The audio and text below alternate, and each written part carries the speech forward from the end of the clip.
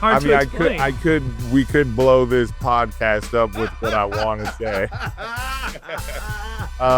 Even though it's going to blow up anyways, I'm talking about this clip would blow up. Fredette for the lead. Yes! Fredette with the three. Bullseye! What a shot by Fredette!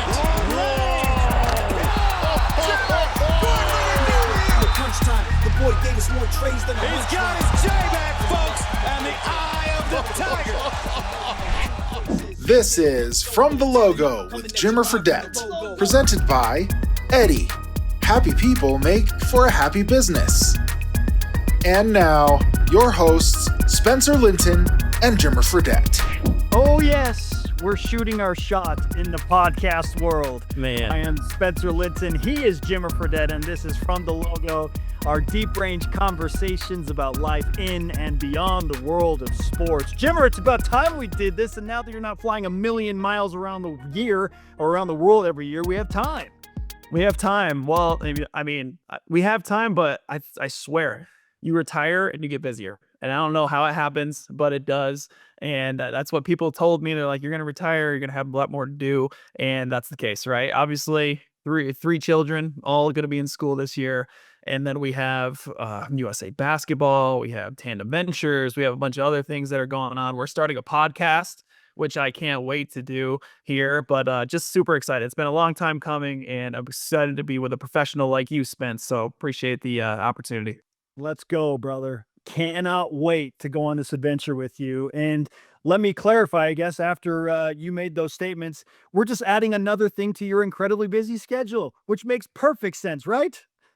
Yeah, for sure. Why not? Right? Let's just do it. Let's just keep adding to the list. What else can we do? But this is at the top of the list, though. I've been wanting to do this for a long time. I'm super excited about it.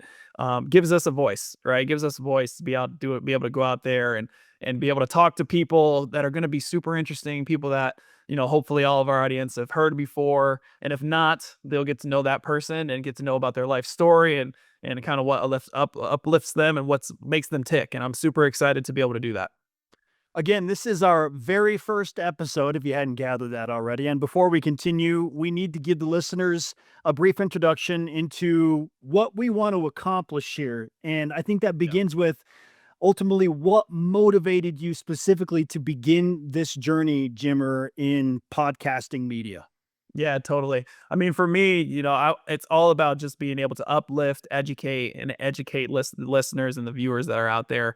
You just using a bunch of topics, current events, my life, Spence, your life. We'll get into your life some, of course, and obviously our featured guests, all of their lives, and kind of just centered on humanity, physical and mental health, spirituality, faith, sports, family, how you work, business life, all of these different things that these guys and girls don't always get to talk about. A lot of times if we do have sports people on, they get to talk about sports a lot, but not about their lives necessarily and the most important things that happen into their lives. And we get to have deep conversations being able to do that. So we're going to have a really engaging podcast. We'll have listeners that'll be able to give us questions and be able to humanize me and you and the hosts and our guests and be able to hopefully be able to relate to those experiences. So just pumped for this and can't wait to get started.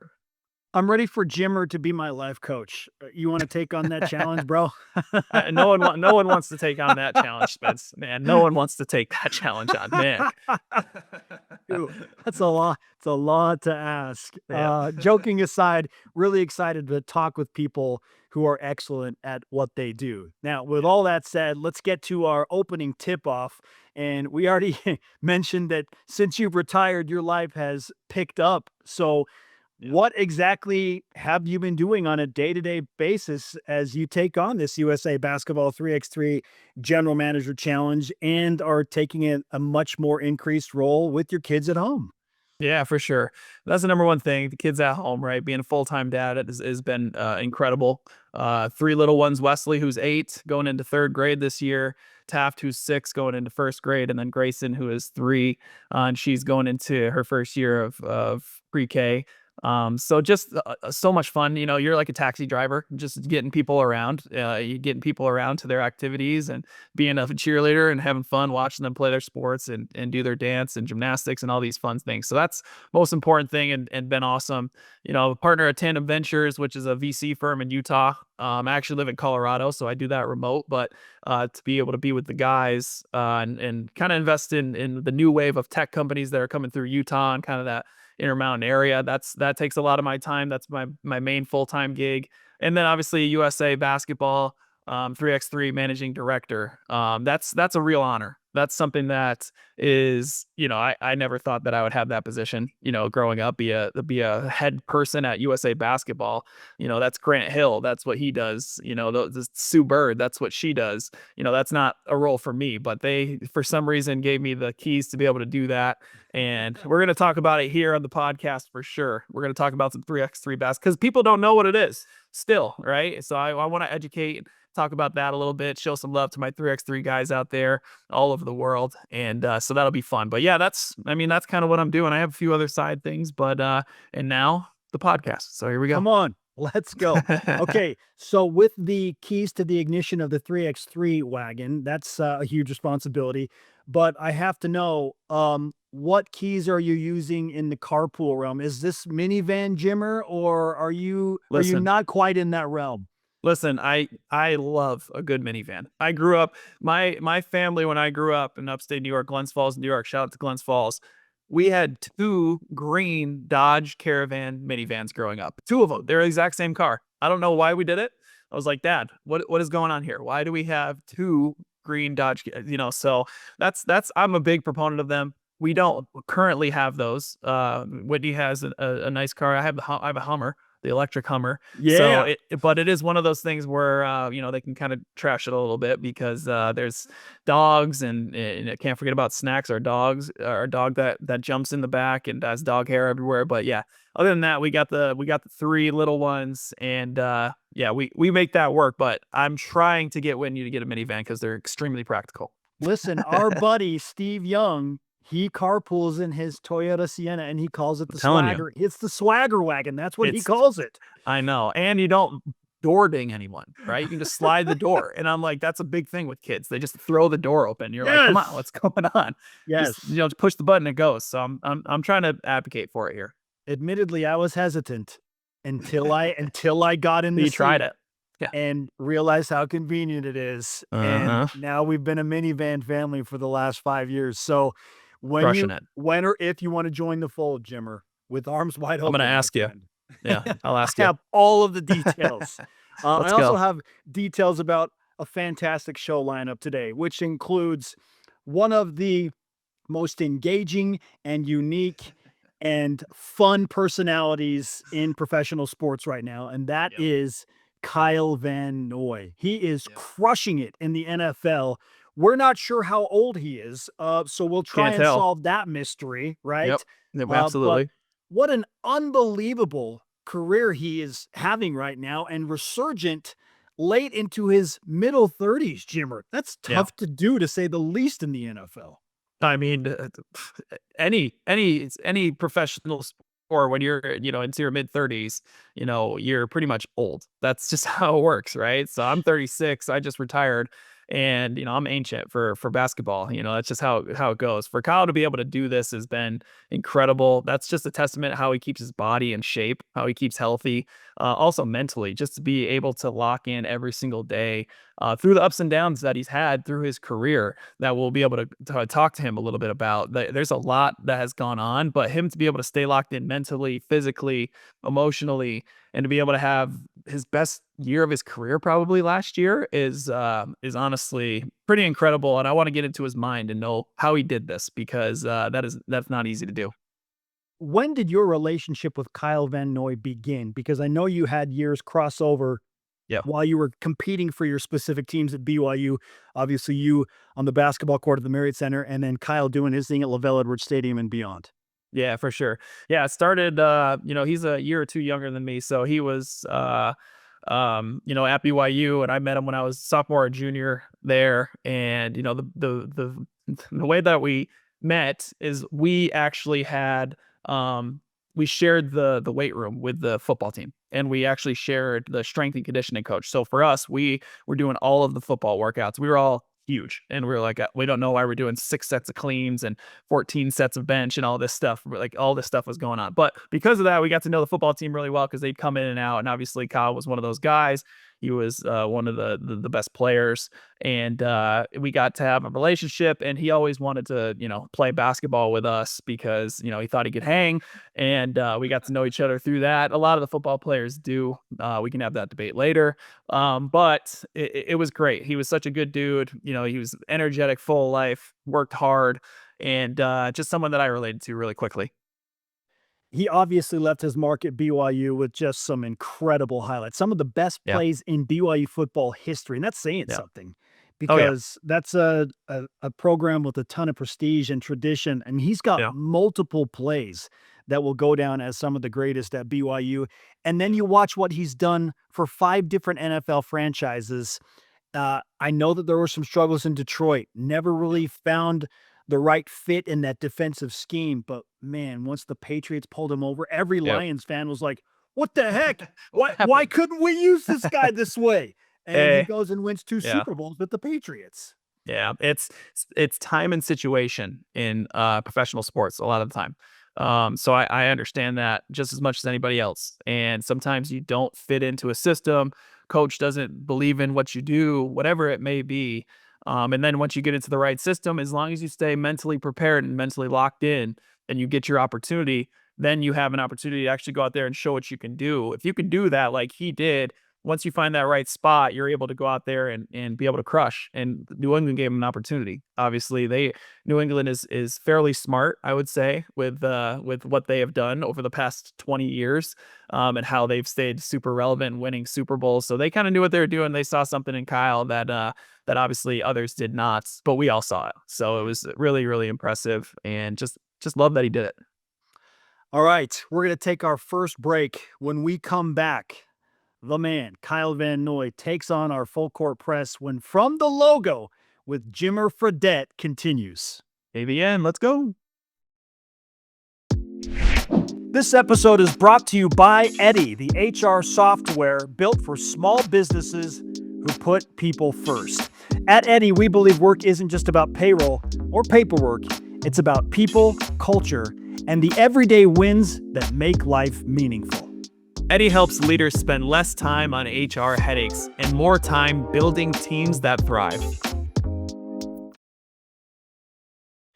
Welcome back to From the Logo with Jimmer Fredette. Let's roll out the full court press. Our featured guest on today's show hails from Reno, Nevada, is a 2-time Super Bowl champion, a second-round NFL draft pick in 2014, and has played for 5 NFL franchises, including his current team, the Baltimore Ravens. He's also fresh off, arguably, his best season ever when he finished the year with a new career-high 12.5 sacks in 16 games and was selected to his first ever Pro Bowl at the age of 33. Or is it 34? It doesn't matter. Ladies and We gentlemen, don't know. Kyle Van Noy. Kyle, welcome to the show. Hey, thanks for having me, guys. I'm pumped to be here. Let's go. All right, how That's old great. are you really, brother? That was such a good. That was such a good video. That was such a good video. Asking NFL players how old are you is like asking a woman how old she is. You just don't do it. You don't do it, man. Just don't do it. And then That's- you just say yeah. you're 21, I'm 21. Yep. 21 I body love feels it, man. great. Yep. No props, no injuries at all. I am Never good had to an go. issue. Not one time. Yeah. That's so great. It's funny you say injuries. It's Yep. crazy how the world has changed. Sorry that got a little noise, but it's crazy you're good. that surgery is now kind of like, it's just surgery, That's Like what it is. NFL players make it sound like it's like going to the dentist. It's Literally, you go in like 3-4 times a year. We're good. Get it touched up, and now we're good. Yeah, it's crazy. You know the anesthesiologist very well. Let's put it that way. It's that's great, man. But one other hard hitting question before we get into this. Like, Yeah. I know a big basketball fan, okay, and Huge. I know you can play a little bit. You know what I mean? Obviously, so who would fare better, me versus you? Okay, 1-on-1 basketball, or offensive lineman, defensive lineman. I'm offensive lineman. You're a defense. Who's faring in that matchup? That's a good question. That's a very Oh, hard-hitting question. I mean, the competitor in me is gonna say me, right? of course, of course. But if I'm Uh, looking at it strategically, like, there's gotta be other variables, like, okay, are you just trying to get in my way so the quarterback can throw the ball? I'd feel like you would right, right. edge towards that, you know? I'm just jumping on the ground and you at least have to hop over me, Yeah, right? So there's just a little bit of time for someone to get throw. If it's going to be just a quick out route, that's it. That's yeah. all we can But do. I will say there's a reason why you play basketball. 100%. I played football in high school and I said it was not for me. I'm like, Uh, hey, I loved it. It was cool. I stayed on the wide receiver and then I was done. I'm like, I'm not hitting anybody else. I'm good. that's funny. Great Right. stuff. Kyle Van Noy is with us on From the Logo. We have certainly enjoyed watching your resurgent career in the NFL, Kyle. So much fun to watch you go and take your energy and your enthusiasm for life and football to each of these franchises. And frankly, it's crazy to watch what you did last year because it's just so atypical. So what's the most important factor in your resurgence at this point of your career?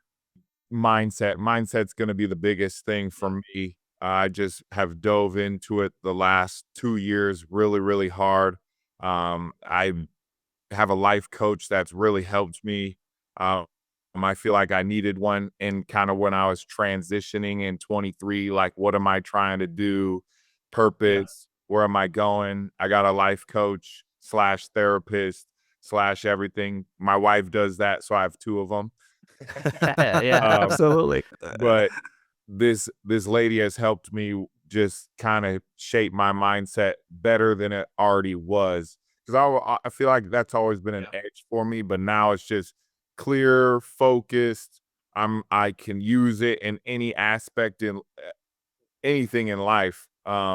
Kids, wife, parents, siblings, work, work outside of work, all different aspects of life. So it's been really good for me. And I would say that's been like the biggest difference to me the last 2 years is just that mindset that I'm built different and I really stand on it. And the the work ethic that goes into it, but the preparation with the mentals and just going over plays, going over the mentals of, what I want to expect with the game, how I see the game going, how I dream about the game going, all those things matter. Yeah, no, absolutely. I think it's such a big part of sports now. Your mental capacity of how you think on the field, how you think off the field, and what you're putting your time and energy into. Right? Like, there's a lot of things you can't control in professional sports. You know that. I know that. Putting things into their mindset of the things that you can control when you're out on the field, that's huge when you get out there. And the thing is, man, you are built different, right? Like you really are physically and mentally. But I think, you have to actually believe it. And that's one thing that separates the good from the great is believing that you can actually do these things. And I know you have that ultimate belief in yourself, which is really, really cool to see. But I'd like to segue because you talked a little bit about, fatherhood and, kids, your wife.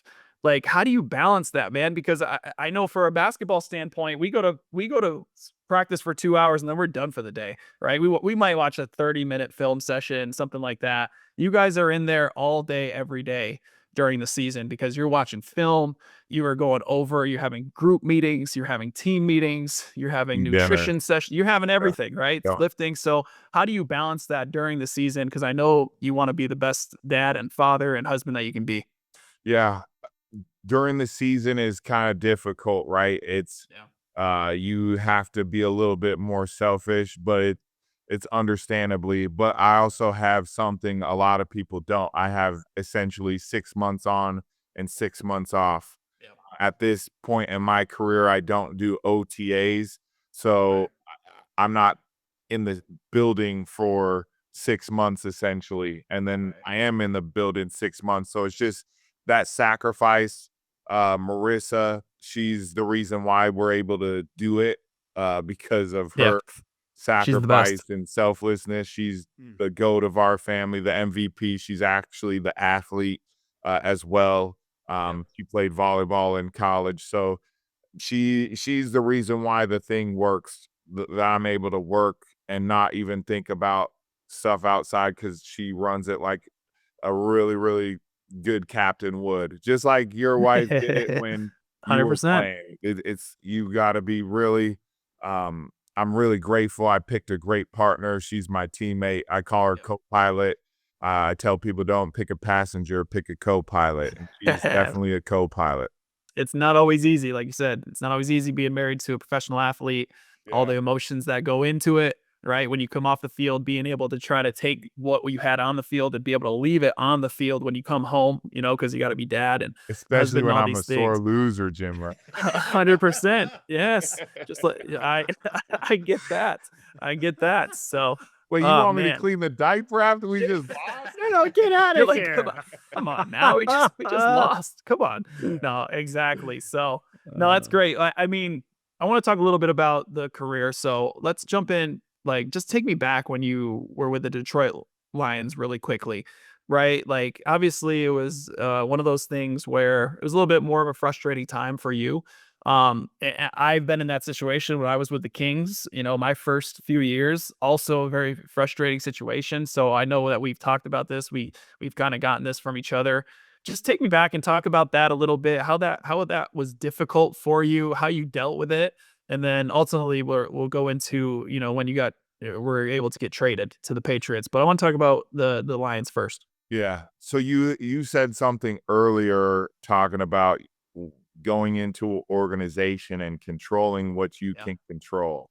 Yeah. A lot of people don't know what that means, and it's hard to even discuss on a podcast what that means. I mean, other people have. I would say the best way to describe it is there are so many politics. There's so many different um, people that have opinions that are in power that you have no idea about that are actually running football teams and different things like that, and coaches that have agendas and GMs that have agendas that you have no control of. And the way to do that is keeping it simple by controlling the controllables, like you said. And for me, when I was in Detroit, it didn't work out right there. I didn't get instant gratification, but I watched all the pros that have been in the league a long time. Dominic Raiola, who uh, his son is actually the quarterback of Nebraska. That's crazy. If I keep playing, I'm gonna play with his Really? son. Yeah, it's crazy. That's But funny. he was like an OG of mine. I had Calvin Johnson, Yep. who I that's like top 5 Megatron, man. teammate I've ever had, just because I don't know, he was just cool to me. He like always took me under his like wing, always showed love, still does to this day. I was just texting him the other day. Like it's awesome to be able to text somebody like that if I ever needed advice or anything, and he would give it. And then Stafford and guys, Reggie Bush was right next to me. So guys that have been in the league a long time, and I watched them how they took care of their body, how they approached work, what they did. And I followed that, and I followed it religiously. And I didn't get instant playing time. I had injuries, so I was battling those things, but I put in the work. I knew once I got my opportunity, that like one shot mentality, that I was going to succeed. And I never fully got a full opportunity in Detroit. I started to, and I started to get better and started playing my third year, which eventually they were like, hey, he's worth something now. Let's get rid Let's of get him rid for of him. something. And that's eventually what happened. And then when I was in New England, where I got traded that third year, I knew they had a plan for me. This is what they wanted. This is the role they saw. You do this, you'll play. And I knew all the coverages because I put in extra work studying, playing off the ball. I was healthy because I took care of my body. I was in shape because I was doing extra. I was ready for that opportunity. And I knew that if I let this one slip, I could be out of the league in 2 years, like you hear. But, now the rest is history. Kyle, I want to share some background here because the day you got traded to the Patriots, I was talking with Steve Young on a separate show, and the news broke. And I told Steve, I'm like, dude, Kyle Van Noy just got traded to the Patriots. And he goes, well, he just won a Super Bowl. That's funny. And I was like, whoa, Steve, Man. that's quite a statement. He's like, no, really. He's going to win. He's going to win Super Bowl. Win a Super And Bowl. Yeah. you go and you win 2. You had 4 super successful seasons in New England in your initial go around. You went to Miami for 1 season, back to New England for 1 more. But you, of all people, can understand the Patriot way. So what does the Patriot way mean to you? Like heat culture, man. It's like heat culture. It's hard to explain. Hard to explain. We could blow this podcast up with what I want to say. Even though it's gonna blow up anyways, I'm talking about this clip would blow up. But I think for me, the best way to describe it is somebody that's willing to give up their agenda for the greater good. Right. I think that's probably the best way to explain it, because you have so many people, and that is coaches, that's players, that's management, that's equipment people, that's everyone. That was kind of the standard of everyone being selfless, of, always picking up the slack somewhere if it needed it, like just different things like that, which sounds simple, but it really was. That group that I won, we're bonded forever. We still are in group chats together. We still talk. I mean, I saw Tommy before the Dallas game, and we talked for 45 minutes before the game. I was like, you got to go announce the game, and I got to play, But it's just that brotherhood where it doesn't matter. You see people randomly, but it's a bond that can't be broken. And you just have this genuine feel that you put in so much time, effort, energy, tears, cuss words at each other, everything in order to do the greater good of winning the Super Bowl. And it was awesome to be a part of it. And I've put it into my life and still put it into my play. That kind of attitude is, if you're really trying to win, everybody needs to focus on winning. Even if you're not happy with your role or your contributions, you got to put that to the side and focus on winning. And when you do get your op, you got to take advantage. Yeah, and that's something that starts at the top, right? Like for me, like I was with San Antonio for a few months, and it was kind of a similar type of style where it's like, hey, this is what we do, this is how we do it. And I remember Timmy Duncan, he was at every off-season workout. He got yelled at more than anybody by Coach Popovich. And because of that, he could take that criticism and he would go and he would do it. That's the standard. Right? That's the standard. So if he can do that, why would I come in and feel like anything different?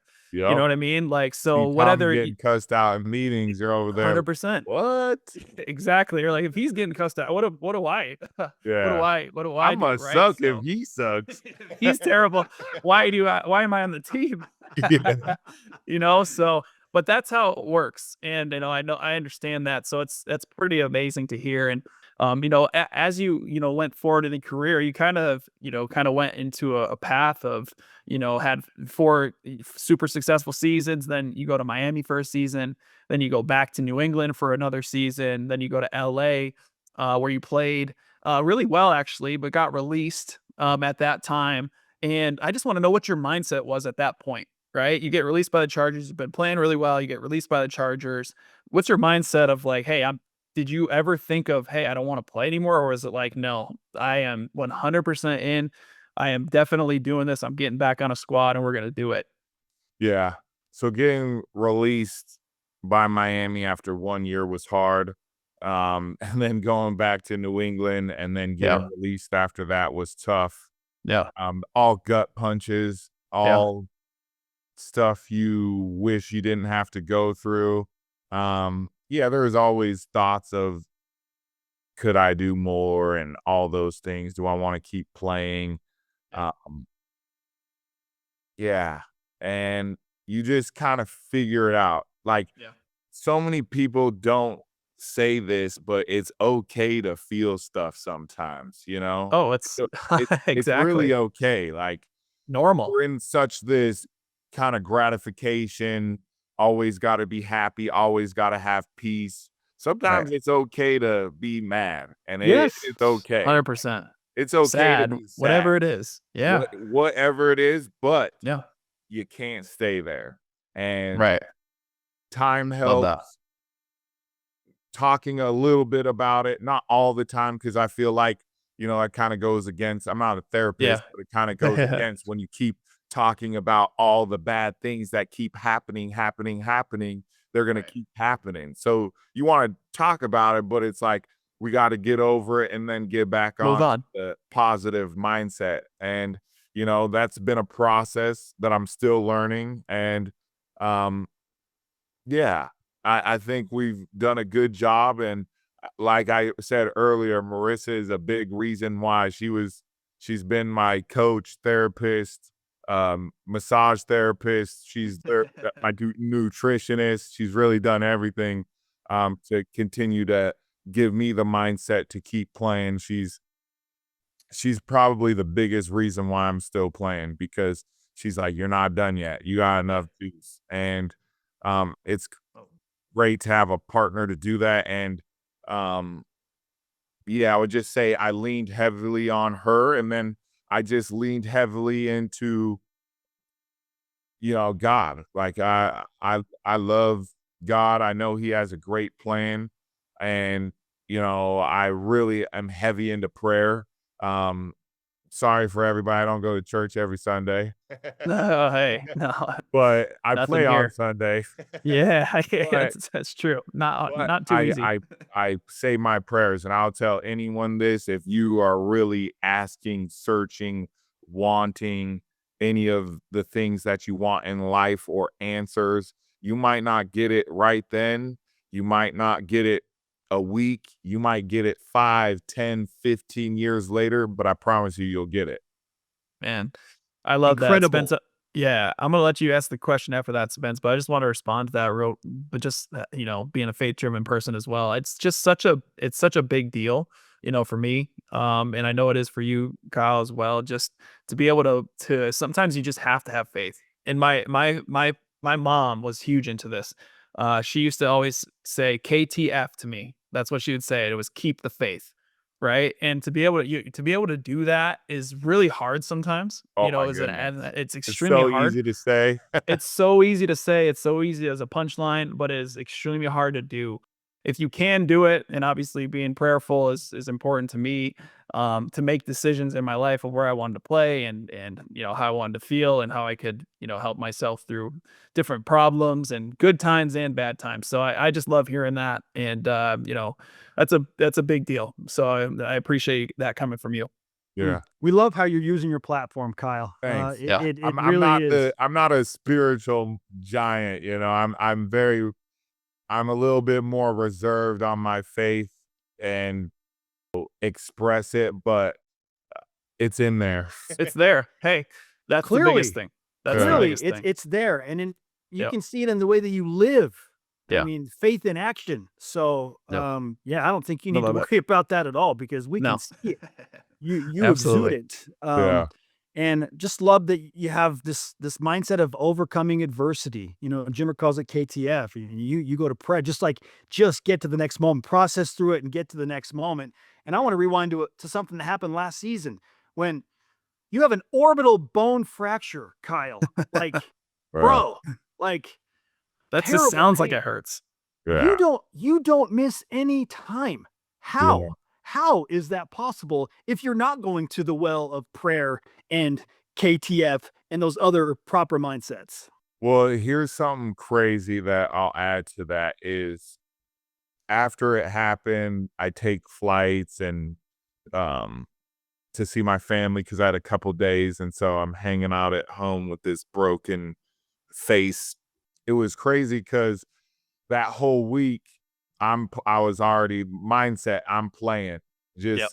playing. You're good, right? Like we talked about. You're good. I'm good. You have no injuries. None. But I'm taking Allegra D at night because I'm like the doctors. I was like, man, I'm like, I have so much pain. Like, I can't sleep. What's going on? And we started like backtracking what I'm doing. And then I show them like I'm taking this stuff and I'm taking it before bed at like 9:30. And they're like, what? If anybody knows, that has a stimulant in it. It's supposed to make you awake. What are you doing? I'm like, dang. I just made football players look dumb again. Oh man. Oh, that is That was a head absolutely scratcher. great. Come on, Kyle, what are we doing? Making Head football scratcher. players look dumb. And if I had an orbital bone fracture, I'd be out for 6 months, right? Like I'm not playing. Yeah, that's funny. That's built different. I love it. I It's love it. funny. My buddy Zach Sealer, he just signed a huge contract for the Miami Dolphins. I Yeah. was his teammate for just 1 year. He actually had an orbital fracture in the season, and he missed a week. And I'm like, you're soft. He was like it's a week. A week, I was man. like, you Come missed on, man. 1 week, and you're Yeah, soft. it's a full 7 days, bro. What is wrong Yep. with you? Oh, that is great. hilarious. Kyle Van Noy with us on From the Logo. Okay, I want to go back to something you had a chance to do recently, and I saw you wrote specifically, and I quote, last Friday I was at the Savannah Bananas game at Camden Yards. You said in the middle of the fun, they celebrated a foster family on the field. I was honored to be part of celebrating them. I was adopted, and I know for certain that belonging changes everything. I've seen firsthand what culture really does. Kyle, I love that, and I love that you had the opportunity to go and do that and connect with some people that you can absolutely empathize with and you understand.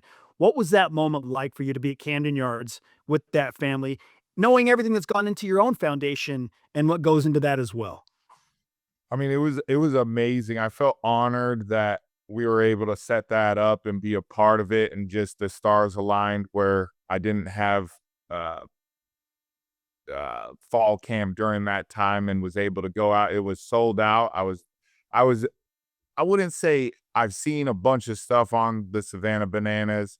I read up on the Coles, how Jesse's, I did the research of how he watched games, the attention span. That's why he has a 2-hour timer, just different things he's paid attention to. So I did know all of that, but I didn't understand the Savannah banana culture until I was there. And it was so awesome to be a part of it, because I'm in there and I'm like, I want to play. Like, I'll go out there and strike out. Like, I don't care. Like, Gonna just go to be a dance part- and It was play. just such a good family-friendly environment that this country needs. And it didn't matter if you were a Democrat, Republican, black, white, Hispanic. It just, nothing of that mattered. It was everyone was a part of the show. And I loved that. And I wanted to be a part of that. And to be able to honor this family, they had 12 kids, all adopted. It was awesome. So cool. Be able to cheer them on, give them props for, what they've done. They've changed those kids' lives forever. And I will say foster kids don't want to be in that situation, right? They don't sign up for it. It's unfortunate, but they deserve a chance just like anybody else. And they're all if you give them love, they're the best kids. They're so good and they're so funny. You just got to take time with them and, show them how much they're loved and appreciated. Incredible insight from Kyle Van Noy. Okay, we're going to call a quick timeout. And before we let you go after the break, we have a couple of fan-submitted questions that I'm sure are going to be some doozies, Kyle. Some incredible questions for you. Super stoked to have you on. So stick around with us. When we come back on From the Logo with Jimmer Fredette, it's open gym time for KBN. Today's show is powered by Eddie, because good work deserves to be celebrated. Eddie makes HR simple so small businesses can focus on what really matters, their people. From hiring and onboarding to payroll and culture, Eddie helps teams run smoothly. and reminds us that behind every business, there's a story worth celebrating. Welcome back to From the Logo with Jimmer Fredette, and it is now time for our listener questions. We call it Open Gym, and Jimmer, I'm going to allow you to ask the first one coming in from @MariaGarcia FTW. Yes, first question we have here is, what lasting effects did it have for you attending BYU have on your life? Honestly, relationships like this, relationships with Spencer Jimmer, Hema, who's in the background. Shout out to you, Hema. People like that, I'm very grateful for. Because I could call you guys at any point and be like, "Hey, how you doing?" You know, I could ask you probably for a favor and you guys would do it. And that's just who you guys are. But because of the relationship, the bond that people have created and we've created like a community, and we can do, I mean, I could go down the list of just the group of athletes that were there during our time, from Brandon Davies to Kyle Collinsworth to Brandon Ogletree. The list can go on. We could go to baseball as well. And we could talk about so many different other people, but it's because of the relationships we all put in. And I would credit the student athlete building that brings a lot of closeness. I remember when Jim, like, I'll never forget this story. This one's good. It ended up happening to me my senior year. My senior year, it happened to me where you couldn't go to class anymore. Nope. Yep. Exactly. And there is this one room that I knew Jimmer was always in, and I would, you know, being who I am, I would always like tap on the window and like check in, and always see him signing autographs and, you know, doing homework right here. A lot of homework in that building, KBN. A lot of homework. And I would always check on him just on a human level. Like, Jimmer, what's up? It wasn't even about basketball. It would just be like, Jimmer, what's up, man? Keep doing your thing. Hope you're doing good. And that was it. That was kind of our relationship. But it was just like that bond of me being able to do that and Jimmer being cool about it. It's just like that level of trust and just love that you had. And I don't think there's many places like that where guys can sit there, or girls, and you can go and talk to so many athletes that were at that period in time and say they have relationships. No. Kyle, a couple of things, more questions as we wrap up here. And I'll just say this. I'm just glad that somehow you were only a 2-star recruit out of McQueen High School, bro. Oh, I'm glad that you got to BYU. People didn't That's know, right. but they found out real quick when you Yes, were at they BYU. did. And you're bullish on the Cougs. You say they're going to go 10-2 this season. So with that backdrop, this question comes in from @Wheatley Hayden, from @Joe Henry, who says, whose game at linebacker do you like better, Isaiah Glasker or Jack Kelly? Ooh. I feel like they're both really good. They both complement each other because they're both different players. I'm always gonna go whoever can get me the ball the most. So I'm gonna have to go with Glasker. He still is raw, has a long way to go. But just his playmaking ability, he just pops on the film when you watch, and he has really a long career. He reminds me of a kind of a taller version of Fred, not as physical as Fred, so that's something he can work on. But as far as the playmaking ability, I think, you know, I hate comparisons because he's not Fred, but like you could just see little glimpses of him just with his playmaking ability. I like Glasker. Love that. And Yeah. I don't like his mustache though. You gotta get rid of that. did you like his Coach Prime shuffle after the interception against Colorado? Yeah, I did. See, he's got swag though. Yeah, I like that. It's important. It's important. Yes. All right. Cool. Let's do one. Hold on. Before you guys go, I have questions for you. Let's go. Oh yeah. First one's gonna be for Jimmer because I'm in the media world now too. So I know. I gotta dish it back a little bit. Let's go. you just became kind of the GM of USA basketball, and you know, look, you have your team set. I just saw that announced. Um, Besides winning gold as obviously the pinnacle of what you want to do, what do you want to be like remembered for in USA basketball for the most? Yeah, that's a great question. I mean, for me, like I got into it a couple years ago, right? And dove in full head first. I was like, this, there's the Olympics attached to it. Had an opportunity to possibly play in the Olympics. I'm like, this is a great time for me to be able to jump in and learn something new, right? It was difficult to get good at, you know, because I came in so fresh and everyone was really good at what they did. There's so many little things that you need to learn while you're playing. So I like that aspect. Got addicted to it because of it. Was working relentlessly the last 2 years trying to do that, and it was great. Obviously, as a player, was able to get it to the Olympics, all the stuff.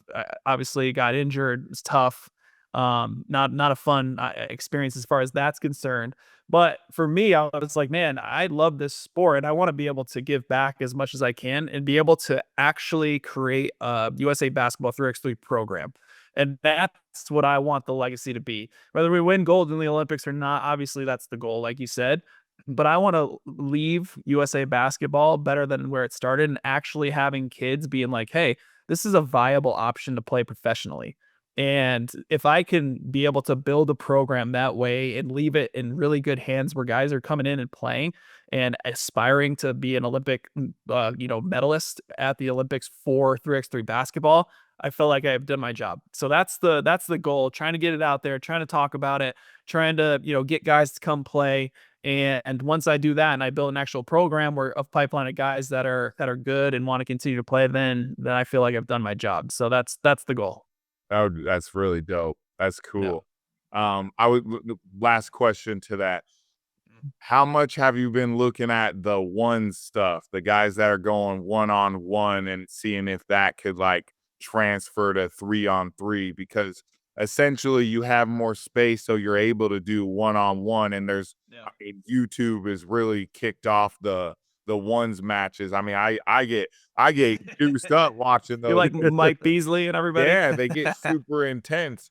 Yeah. How would you have you thought about maybe trying to incorporate that, side of things, being able to like somehow, manage it with USA basketball of like getting some of those guys as well or looking into them? I don't know. It's kind of a For weird question, sure.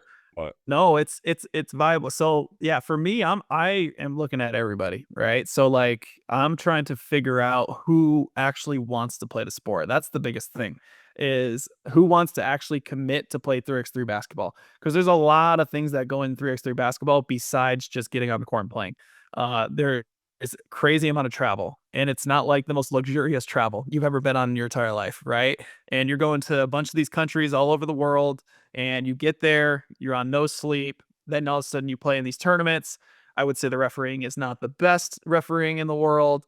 There's a lot of little things that the guys do that you're like, this is illegal. This should not be in basketball. You can't screen this way. You can't do this stuff, but they do it and they get away with it, and you can get frustrated.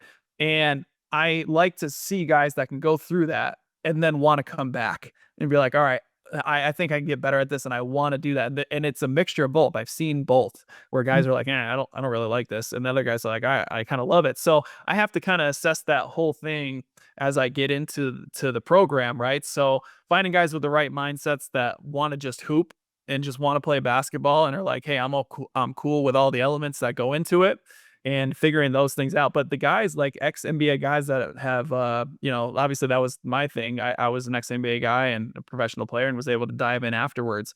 We'd love to be able to find more of those guys to come in and play, because obviously talent is huge. If you can have talent, we'll be better than everybody else. And then it's learning the actual sport and how to play it.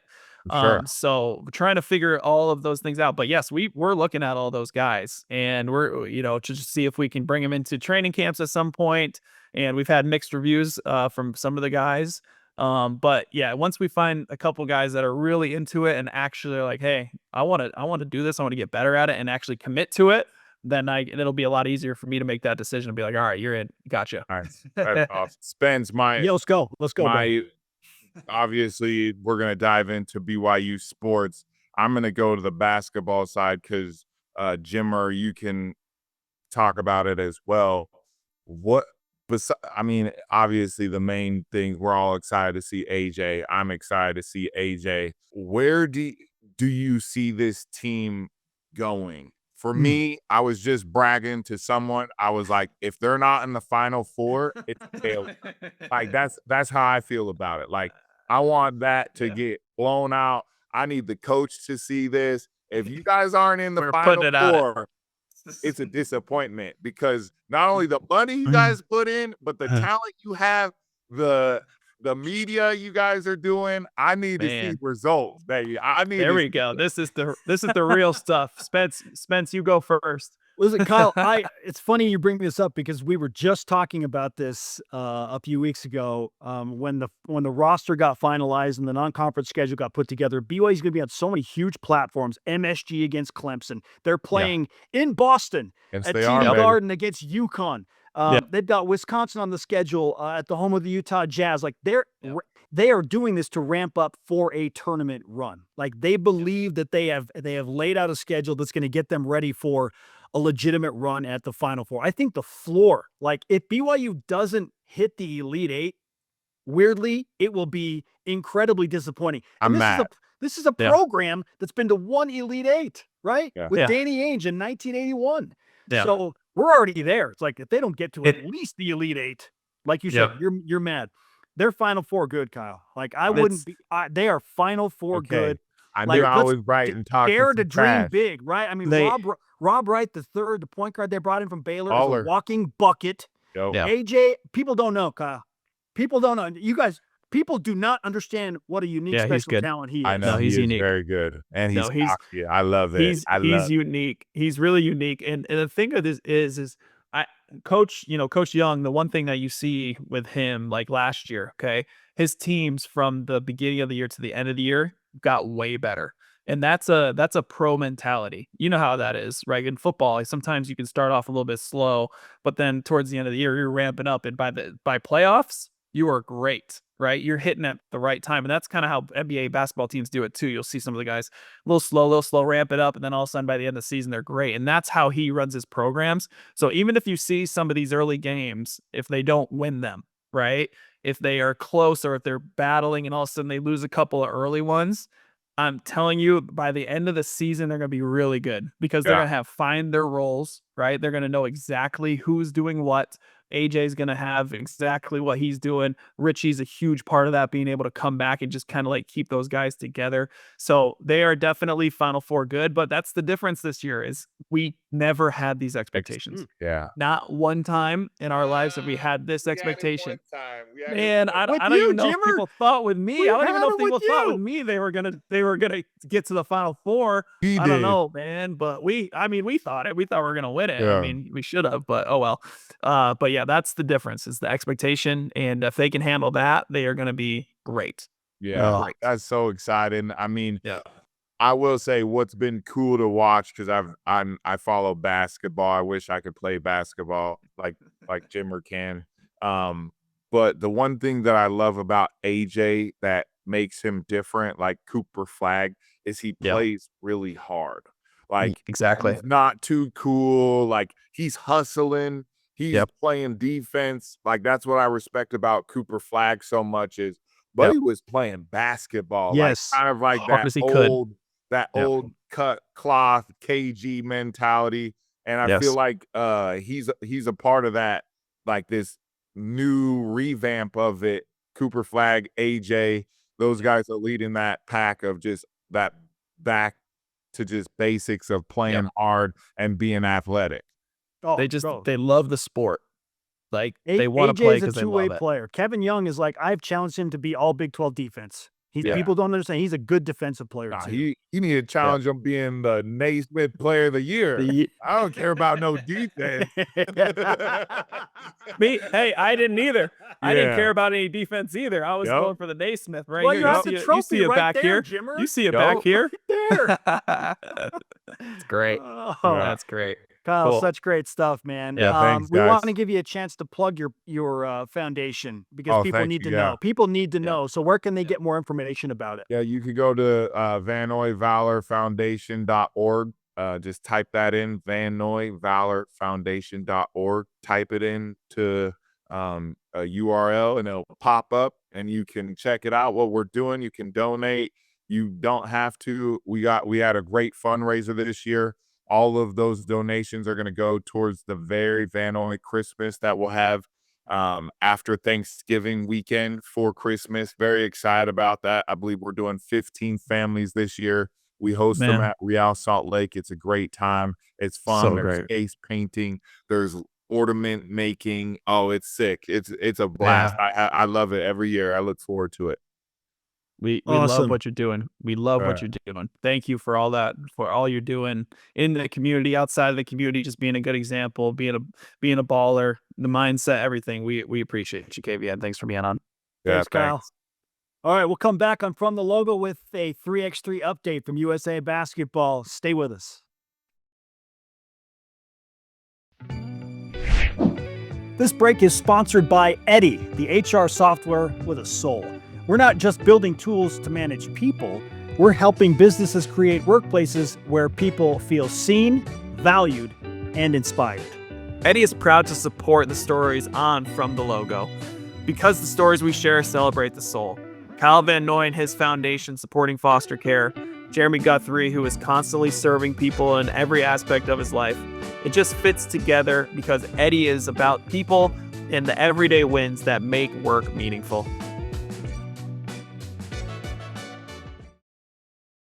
From the Logo with Jimmer Fredette continues, and we wrap up, as we will in most episodes, with a USA Basketball 3x3 update. Jimmer, I know you talked a little bit about it with Kyle during a fantastic conversation that we had. Yeah. Oh my gosh, that was You wanted to know everything about it. Yes. Okay. So you went into some of the details there, but just from a general perspective, where does USA Basketball stand in getting their team on a path to what you hope is gold for the Los Angeles Olympics in 2028? Yeah, for sure. Yeah, no, it's great. We've had a great summer so far. You know, the season starts in April, and you have tournaments basically from April all the way through November. That's the season 3x3 season. So we're in the midst of it right now. We just had a tournament in Edmonton where we made it to the quarterfinals, ended up taking 5th in that tournament. Lost to Team Oob, who is number 1 team in the world right now out of Serbia. So they're obviously, the Serbians are super good at 3x3. You'll hear that a lot as we go through this. And but it was a super close game. And the thing of is like, you don't win every tournament. Like, no one wins every tournament. You go into these things, you're banged up, you're tired, you're traveling, you have all this stuff going on, and whoever's playing well at that day wins these tournaments, right? And it's a little bit different when you get an international competition because you have weeks prior to actually build up for that. The World Cups, the Olympics, those types of things.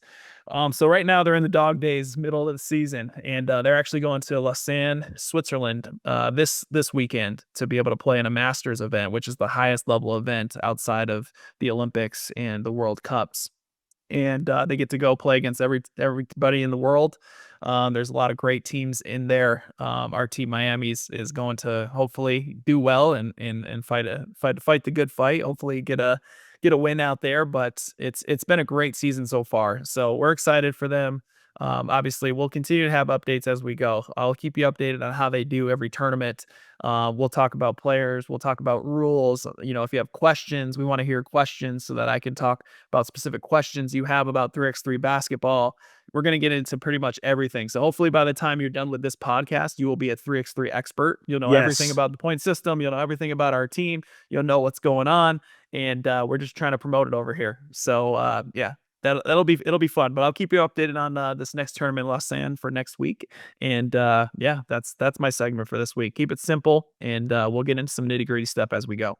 Love it. Let's go Team Miami. I feel like it's an appropriate time to remind everyone how they, as listeners and viewers, can get involved, specifically if they have questions for you or whoever our guests are, Jimmer. So how do they do that? Yeah, so if you'd like to submit questions, obviously we want you to do that for our next show, for our episode, for our guest. Make sure you follow us on social media at JimmerFTL and be able to use the hashtag OpenGymFTL if you're going to submit a question. So we're excited about it. We love having your questions. We appreciate you guys, and get those questions in. Some great ones today for Kyle Van Noy, no less. And that at JimmerFTL handle is available on X, Instagram, and Jimmer and his wife Whitney's favorite, TikTok. Let's go.